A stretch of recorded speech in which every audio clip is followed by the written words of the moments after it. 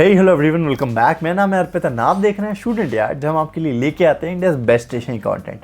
And आज हम बात करने वाले हैं अबाउट शॉर्ट नोट्स। तो गाइस मेरा ऐसा मानना है कि शॉर्ट नोट्स हमें बहुत ज़्यादा हेल्प करते हैं to build the connection between topics. हम जो भी पढ़ते हैं, काफ़ी सारे टॉपिक होते हैं, तो हमें समझ में नहीं आता कि कौन सा फॉर्मूला कहाँ यूज़ करना है एंड कौन सी क्वेश्चन कहाँ यूज़ होगी।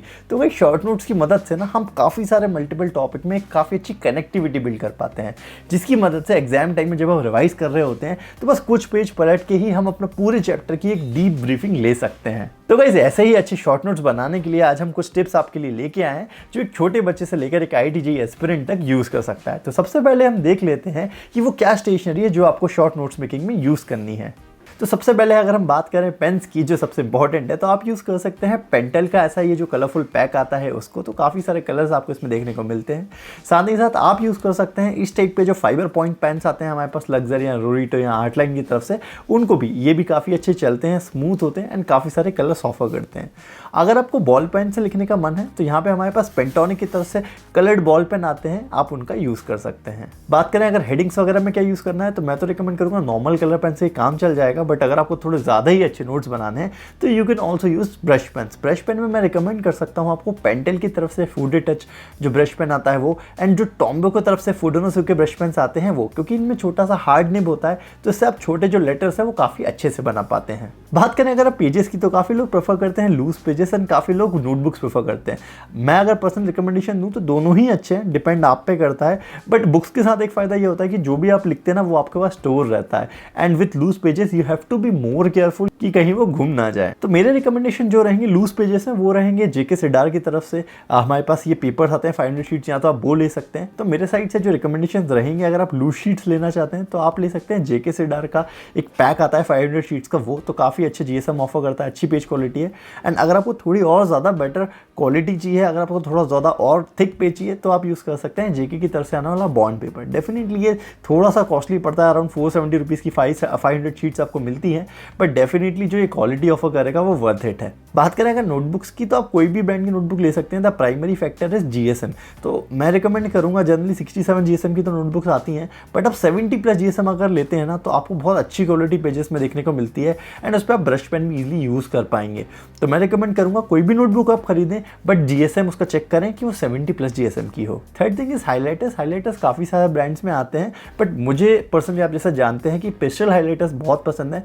तो डेफिनेटली वो थोड़े कॉस्टली साइड पे होते हैं, बट मैं रिकमेंड करूंगा आप एक अच्छे पेस्टल हाइलाइटर पैक में इन्वेस्ट करें। तो यहाँ पे काफ़ी सारे ब्रांड्स होते हैं, जैसे हमारे पास है टॉम्बो, देन हमारे पास स्टेबिलो है, देन ज़ीब्रा माइल्ड लाइनर्स है। तो आप इनमें से किसी भी हाइलाइटर में इन्वेस्ट कर सकते हैं। इस पर एक डेडिकेटेड वीडियो भी मैं बना दूंगा। साथ ही साथ अगर आप लूज शीट्स यूज़ कर रहे हैं नोट्स मेकिंग के लिए, तो मैं रिकमेंड करूँगा इस टाइप पे एक फोल्डर आप रखें जिसमें आप अपनी शीट्स डाल सकें। काफ़ी लोग बोलेंगे कुछ ऐसे बाइंडर अवेलेबल नहीं है क्या? हाँ, जापानीज स्टेशनरी में आप देखेंगे तो इंडिया के बाहर तो बहुत सारे टाइप के बाइंडर्स आते हैं, बट इंडिया में ऐसा बाइंडर मिल पाना थोड़ा सा टफ है। तो मैं रिकमेंड करूँगा इस टाइप की जो हाई क्वालिटी फाइल्स आती हैं, आप उनका सिंपली यूज़ करके पेजेस को स्टोर कर सकते हैं।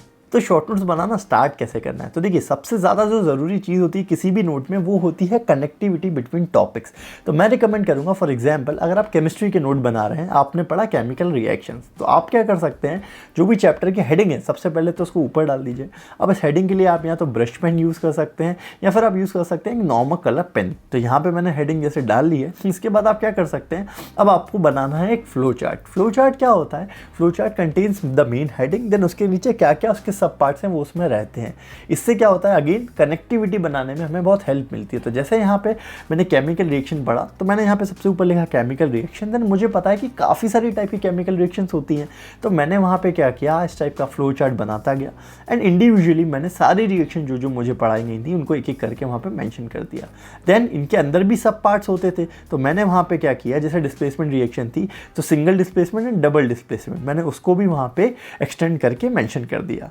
तो ये तो हो गया हमारा फ्लो चार्ट। अब हमें इंडिविजुअली इनके बारे में लिखना है, तो आप क्या कर सकते हैं, अब आप पिक कीजिए आपकी इंडिविजुअल हेडिंग्स। अब हेडिंग कैसे डालना है, तो मैं रिकमेंड करूंगा कि मेन हेडिंग के लिए आप एक पेन यूज़ कर सकते हैं, एक पर्टिकुलर कलर जो भी आप चाहें उसको डिसाइड कर लीजिए।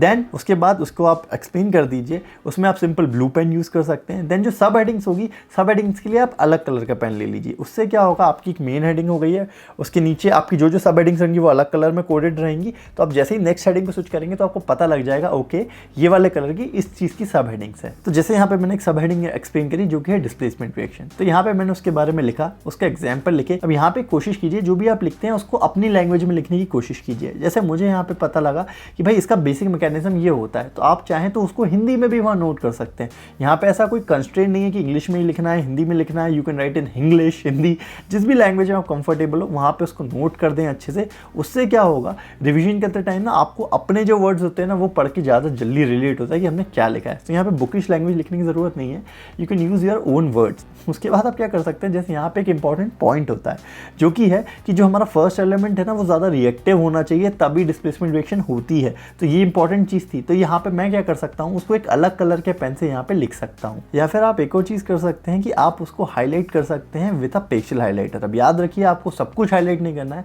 बस इंपॉर्टेंट चीज़ें ही हाईलाइट करनी है। कई बार ऐसे शॉर्ट नोट्स बनाते वक्त हमें लगता है कि इस कंसेप्ट में थोड़ी और क्लैरिटी मिल जाती ना यार तो मज़ा आ जाता, काश अभी कोई टीचर होता जो हमें हेल्प कर देता है, ये कंसेप्ट अच्छे से समझा देता। तो गाइस हमारे पास का सोल्यूशन अवेलेबल है जो कि है फिलो ऐप।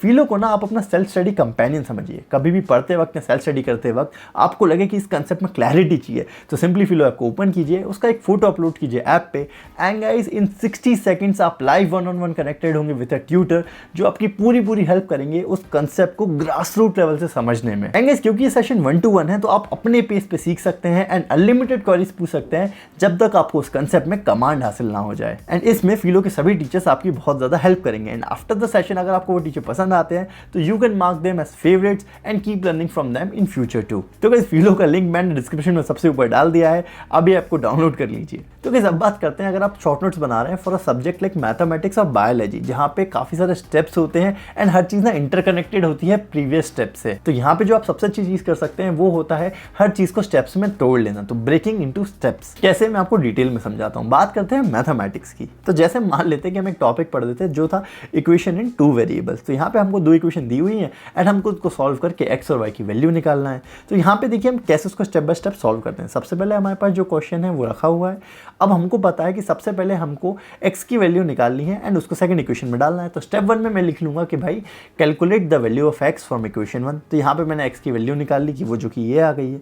देन मुझे क्या करना है, उसको सब्स्टिट्यूट करना है इन द सेकंड इक्वेशन। तो step 2 is substitute the value of x in second equation. ठीक है, सेकंड स्टेप हो गया, उसको हमने डाल दी एंड उसको हमने सॉल्व कर लिया। तो यहाँ से हमें वाई की वैल्यू मिल गई। अब जो y की वैल्यू आई हमको पता है कि उसको हमको डालना है अगेन किस में, पहली या दूसरी किसी भी इक्वेशन में। तो हम स्टेप 3 में लिखेंगे again substitute the value of y in equation 1 और 2। तो हम जैसे उसको सब्स्टिट्यूट करते हैं तो हमारे पास x की वैल्यू भी निकल के आ जाती है। अब इससे क्या होता है कि जब हम लॉजिकल से स्टेप्स में ब्रेक कर लेते हैं ना तो क्वेश्चन कैसे भी बन के आए हमारे मन में एक आइडियोलॉजी होती है जिसको हमें फॉलो करना होता है।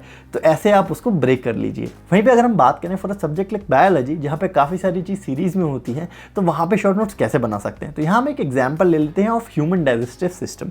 तो हमें सबको पता है कि यार हम खाना खाते हैं एंड वो डाइजेस्ट होता है। अब देखिए वहाँ पे ना काफ़ी सारी स्टेप्स इन्वॉल्व होती हैं एंड काफ़ी बार मैंने देखा है स्टूडेंट्स को स्ट्रगल करते हुए कि वो स्टेप्स भूल जाते हैं। कई बार वहाँ पे कौन सा अमाइलेज या जूस यूज है उसका फंक्शन भूल जाते हैं। तो देखिए इसको याद रखने का एक बहुत सिंपल टेक्निक है। तो हमें पता है बायोलॉजी में डायग्राम्स काफ़ी ज़्यादा जरूरी है। तो यहाँ पे अपने एक डायग्राम बना लें। देन मुझे पता है कि भाई माउथ से डाइजेशन स्टार्ट होता है। तो यहाँ पे हमने सबसे पहले लिखा भाई माउथ से चालू हुआ। अब माउथ में मुझे पता है कि सबसे पहले जब हम खाना खाते हैं तो हमारे सलाइवरी ग्लैंड सीक्रेट करते हैं क्या, सलाइवरी अमाइलेज। तो यहाँ पे मैंने उसको लिख लिया भाई salivary gland secret salivary amylase और एरो का मैं यूज़ करता जा रहा हूँ जो कि मुझे बता रहे हैं कि कैसे कनेक्टेड है।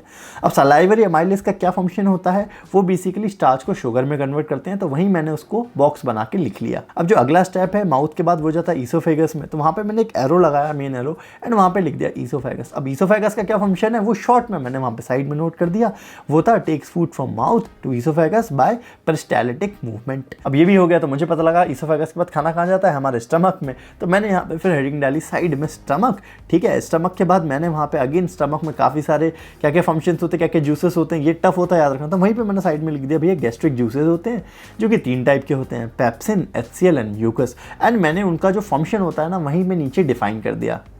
एंड देन हमारा खाना जाता है स्मॉल इंटेस्टाइन में। तो स्मॉल इंटेस्टाइन में दो मेन फंक्शंस होते हैं, एक तो लिवर का एंड देन पेनक्रियास का। तो आप लिख सकते हैं कि भाई जो लिवर होता है वो बाइल सीक्रेट करता है एंड जो पेनक्रियास होती है वो पेनक्रियाटिक जूसेस सीक्रेट करती है। एंड देन जो भी प्रोसेस चलती जाती है आप उसको आगे मेंशन कर सकते हैं। तो आई होप आपको एक आइडिया लग गया होगा कि कैसे एक सीरीज ऑफ स्टेप्स को आप सिस्टमेटिकली लिखेंगे ना ढूंढ ढूंढ के, तो आपके दिमाग में एक फ्लो बन जाता है अबाउट द थिंग कि भाई वो चीज़ कैसे फंक्शन करती है एंड उसको याद रखना काफ़ी लंबे टाइम तक बहुत ही ईजी हो जाता है। तो गाइस अगर आप ऐसे ही शॉर्ट नोट्स बनाते जाते हैं, रेगुलर अपने स्कूल से आते हैं, रोज टाइम फिक्स कर लेते हैं, टाइम टेबल कैसे बनाना है वो हमने आपको ऑलरेडी बता दिया है एक वीडियो में। तो अपना एक टाइम टेबल रखिए शॉर्ट नोट्स बनाने के लिए, उसमें रेगुलर इनको बनाते जाइए। तो जैसे ही आपको वह चैप्टर खत्म होगा ना तो आपके पास काफ़ी अच्छा कंटेंट अवेलेबल होगा जिसको पढ़ के आप काफ़ी अच्छे से ना एक स्टेप में चैप्टर को रिवाइज कर पाएंगे एंड जो कनेक्टिविटी होगी ना बिटवीन चैप्टर्स वो बहुत ज़्यादा आपकी बढ़ जाएगी। इसके बाद एक और एक्स्ट्रा टिप मैं आपको ये देना चाहूँगा कि शॉर्ट नोट्स तो आपने ऐसा मान लीजिए बना लिए, बट उसका रिविजन भी काफ़ी इंपॉर्टेंट है। तो मैं आपको रिकमेंड करूँगा हर 2-3 दिन में ना आप उनको एक बार देखें ज़रूर। एक बार आप बस उनको लाइन से पढ़ लेंगे ना कि इससे ये होता है, इससे ये होता है, इससे ये होता है, एक्टिविटी है उनके बीच में, उसको अच्छे से समझ लेंगे तो ये आपको बहुत ज़्यादा हेल्प करेगा।